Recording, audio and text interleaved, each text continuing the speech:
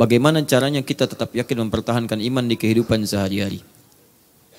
Baik, maksud saya apabila sedang pengajian, sedang sholat, sedang baca Al-Quran, iman itu sangat berasa. Tapi jika kita sudah di rumah, di kantor, terkadang lupa bahkan lemah imannya. Anda mungkin, bukan kita. Saya tidak ikutan. Baik. Ini normal. Buka Sahih Al-Bukhari, bab yang pertama namanya Kitabul Iman. Ada 57 hadis. Itu belajar hadis itu cara langsung dari Nabi, dihimpun Imam Al-Bukhari, cara meningkatkan iman dan menjaga supaya tidak turun-turun. Di antara caranya, rumus cepatnya, saya keluarkan hadisnya. Kata Nabi, Al-imanu yazidu wa yantaqis. Iman itu kadang naik, kadang dia turun. Yazidu bitta'ah, ini kuncinya. Satu, dia akan naik jika Anda konsisten menjaga ketaatan. Yazidu bitta'ah.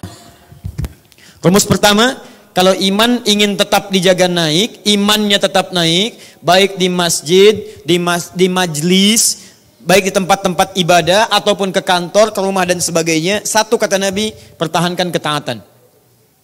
Taat ini turunannya amal soleh. Amal soleh. Keluarkan semua jenis amal soleh dalam Al-Quran. Karena itu setiap ada kalimat amal soleh, baik langsung kalimatnya amal soleh, bentuk tunggal atau jama', atau langsung bentuk ibadahnya, itu seringkali bersanding dengan kalimat iman. Untuk memberikan kesan bahwa dengan mengerjakan amal soleh, iman akan terangkat. Misal, Quran surah 103, wala as innal insana lafi illal ladzina amanu. Iman setelah menyebutkan iman, wa amilus salihat. Alladzina yu'minuna bil ghaib wa yuqimunas salat. Turunkan salat. Wa mimma razaqnahum yunfiqun, infaq. Walladzina yu'minuna bima unzila ilaik, interaksi dengan Al-Quran. Cukup 3 ini dulu. Anda konsisten tunaikan 3 ini, yarhamukallah, maka Allah akan jaga tingkat keimanan Anda. Misal salat, bentuk salatnya jamak, bukan cuma salat yang 5 waktu saja. Anda keluarkan, misal salat duha, ya, misal salat rawatibnya, salat tahajudnya, konsisten Anda kerjakan semua jenis salat, Anda keluarkan menunya. Yang fardu Anda keluarkan, misal 5 waktu, ini gak usah ditanya. Yang sunnah keluarkan, rawatib 12 rakaat, waktunya kapan saja. Ada yang duha kemudian, ada yang misalnya syuruknya, ada yang macam-macamnya, di pagi sampai siang. Malamnya misalnya, maaf, ada tahajud, ada qiyamul lail, ada witir. Anda jaga, baru sholat ini saja terjaga keadaan iman Anda insya Allah. Infak, silahkan cek. Ada 5 golongan, Quran surah kedua 215. Pada orang tua Anda, pada kerabat Anda, pada anak yatim, ya, pada orang-orang miskin, pada ibnu sabil. Petakan setiap hari berapa Anda punya anggaran untuk infak. Tidak harus uang. Infak itu tidak harus uang. Infak itu adalah pemberian yang sifatnya berupa materi. Bisa makanan, bisa pakaian. Mohon maaf, mungkin ada yang mengantarkan ke surga dari pakaian Anda. Coba cek, Anda punya pakaian banyak, buka lemari itu. Mungkin yang Anda pakai cuma 1, cuma 2. Berapa banyak pakaian Anda yang mungkin bisa dibagi dengan orang lain? Saya berikan satu kisah ya. Pernah ada seorang ketika diwafatkan oleh Allah Subhanahu wa taala, sebelum wafat dia pernah akan ke masjid. Begitu dia pakai pakaiannya, mohon izin, lihat baik-baik, musim dingin. Dia pakai pakaian, dia double. Yang bagus dia simpan di dalam. Yang jelek, yang biasa dipakai, yang sudah biasa, dia lipatkan di luar. Satu kali di pertengahan jalan, qadar Allah ada orang kedinginan. Dia buka yang luarnya dan dipasangkan kemudian kepadanya. Allahu Akbar, orang itu merasakan hangat dan berangkatlah kemudian orang ini ke masjid. Begitu berangkat, qadar Allah, kisahnya secara singkat dia meninggal dunia. Tidak kelihatan oleh Nabi berada di masjid dan dia selalu sayap kanan di masjidnya. Begitu subuh kelihatan tidak ada, kata Nabi, di mana orang ini? Qadar Allah tidak ditemukan, kemudian dijenguk ke rumahnya, ditemukan cukup jauh ke rumahnya. Baik, apa yang terjadi teman-teman sekalian? Ternyata ketika meninggal selesai, kata Nabi pada istrinya, apa yang terlihat ketika dia akan meninggal? Saya tidak melihat ya Rasulullah ketika meninggal kalimat, kecuali mendengar kalimat-kalimat saja. Saya tidak melihat satu hal yang aneh kecuali kalimat-kalimat yang saya dengar saja. Apa itu? Kata beliau, 1, ya Allah, kenapa kok enggak yang lebih jauh? 2, ya Allah, kenapa bukan yang bagus saat akan meninggal? Allahu Akbar, Nabi tersenyum dan mengatakan, saat itulah ditampakkan pahala-pahala ketika dia akan meninggal dunia. Tampakkanlah kebiasaan-kebiasaan awalnya. Jadi kalau Anda terbiasa berbuat maksiat, maka maksiat itu akan ditampakkan saat Anda akan meninggal dunia. Makanya bertobat. Tapi kalau Anda terbiasa berbuat baik, maka kebaikan itu yang ditampakkan. Misal, kalau saya tampakkan kemuliaan Anda senang atau gelisah? Senang. Kalau ditampakkan keburukan Anda, senang atau gelisah? Gelisah. Makanya wajar kalau ada orang meninggal, dia gelisah, pukul, macam-macam. Karena yang biasa dia lihat adalah kebiasaan buruk dia. Kata Nabi, orang ini ditampakkan kebiasaan dia ke masjid menempuh jalan. Ketika dia menempuh jalan, bukankah semakin jauh semakin banyak pahalanya? Dia jalan teman-teman sekalian. Musim dingin dia berangkat, musim panas dia berangkat. Kemudian di akhir hidupnya ditampakkan pahalanya. Kata dia berkata, ya Allah kenapa gak lebih jauh lagi masjid ya Allah.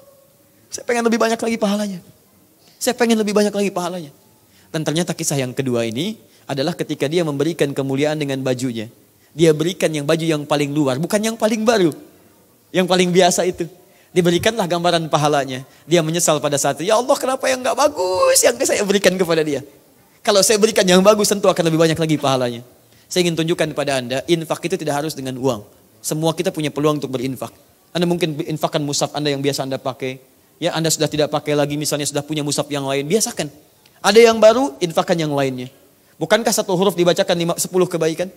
Anda infak mushaf pada penghafal Quran. Penghafal Quran kan biasa menghafal. Berapa huruf dia baca setiap hari? Saya sering katakan pada Anda, hampir mustahil ada penghafal Quran. Baca Quran cuma 1 huruf, mustahil. Nun. Sudah, Masya Allah, tidak. Berapa banyak dia ulang? Makanya coba yang cerdas. Anda ingin cari amalan, cari yang cerdas. Yang pahalanya mengalir. Infak. Usahakan punya anggaran. Setiap hari saya akan temukan begini. 3, Quran. Interaksi dengan Al-Quran. Di kemanapun Anda berada, usahakan. Bismillah minimal baca. Anda mau lihat handphone, ada aplikasi Qurannya kan di situ? Ya, coba berapa kali aplikasi dibuka dengan WhatsApp dibuka? Facebook dibuka. Bisa nggak setiap mau baca Facebook, baca WhatsApp, macam-macam, baca dulu 1 ayat. Baca 1 ayat, baca lagi. Baca 1 ayat, baca lagi. Kalau Anda biasakan begitu, insya Allah ada kemuliaan pada diri Anda. Ya, kalau Quran sudah diinstal di handphone Anda, belum dibaca juga, mau diinstal di mana lagi? Hai coba teman-teman sekalian, biasakan. Ini ada 3 cara. Cukup baca, namanya qiraah, dipahami, namanya tilawah, atau dihafalkan, namanya tahfidz. Dan kalau sudah seperti itu insya Allah akan dijaga. 2. Lihat, yang pertama tingkatkan taat, contohnya tadi. Yang kedua, rumus terakhirnya, tinggalkan maksiat. Yazidu bitta'ah wa yantaqisu bil maksiyah. Saran saya, kalau iman Anda ingin terjaga dengan baik tadi, maka saran saya ikuti hadis Nabi SAW. Tinggalkan maksiat. Tingkatkan taat, tinggalkan maksiat. Jadi kalau Anda misalnya berpeluang ada melihat maksiat dengan pandangan, langsung palingkan. Jalan dari sini, ada aurat terbuka digambar macam-macam, astagfirullah, palingkan. Sudah. Ada acara TV, dengar misalnya acara-acara yang tidak baik, gosip macam-macam, astagfirullah, palingkan. Kalau sudah seperti itu, insya Allah iman Anda akan dijaga oleh Allah Subhanahu Wa Taala. Ya, aneh menurut saya, kalau aneh ya, kalau Anda rajin ngaji, baca Quran, atau ikut pengajian, bahkan kajiannya bagus, Quran, Sunnah dan sebagainya, tapi kebiasaan Anda misalnya mengerjakan maksiat, menurut saya agak aneh. Apa maksiatnya? Mencela orang lain, berselisih dengan orang lain, melakukan berita-berita yang tidak baik, ya dan sebagainya. Ada yang salah, pasti ada yang salah. Karena iman itu tidak akan bersanding dengan kufur. Maksiat tidak akan bersanding dengan taat, pasti ada yang salah cara belajarnya. Ada yang keliru. Jelas ya? Mulai hari ini tinggalkan yang tidak baik, ambil yang baik-baiknya, maka demi Allah saya katakan Anda akan hidup dengan tenang. Nyaman. Dan meninggalnya pun tenang. Tenang. Insya Allah. Pernah dengar namanya Ahmad Muzammil? Nah ya. Wah itu Masya Allah itu. Beliau orang saleh. Ya, dulu kami mengasuh pesantren. Saya mengasuh Al-Hikmah di Lebak Bulus tuh. Tuh anak-anak mahasiswa. Beliau juga mengasuh Al-Hikmah. Kami beda usia 7 tahun lah kurang lebih ya. Saya dengan beliau. Masih muda juga meninggalnya. Baik. Saya sekarang September 34, mungkin beliau kalau masih hidup 41 sekarang. Ya kurang lebih. Itu Masya Allah. Beliau mengasuh di Tahsin, saya di pesantren Quran untuk hafalannya. Itu luar biasa teman-teman. Bagaimana Allah memuliakannya. Hari Kamis, ketika Allah mengambil beliau kembali saking sayangnya. Kamu pulang. Tinggal dikasih bersin saja 2 kali. Hari Kamis setelah sholat subuh. Ya ayat Tuhan nafsul mutmainnah. Hei Ahmad Muzammil sudah. Kamu muridnya sudah banyak yang tahsin. Bacaannya bagus-bagus. Setiap mereka baca kamu dapat pahalanya. Kamu pulang ya. Adi Hidayat masih banyak dosanya, dia perlu banyak kesempatan. Udah. Kamu pulang. Kalimatnya indah. Ya ayat Tuhan nafsul mutmainnah. Hei jiwa yang tenang. Cuman bersin 2 kali. Hasi, meninggal. Tadi ada yang bersin beberapa kali belum meninggal juga tuh. Luar biasa. Tadi ada yang baru sekali juga, hati-hati ya. Ringan teman-teman, ringan. Nah ini nih ya. Kerjakan amal soleh, tinggalkan amal salah.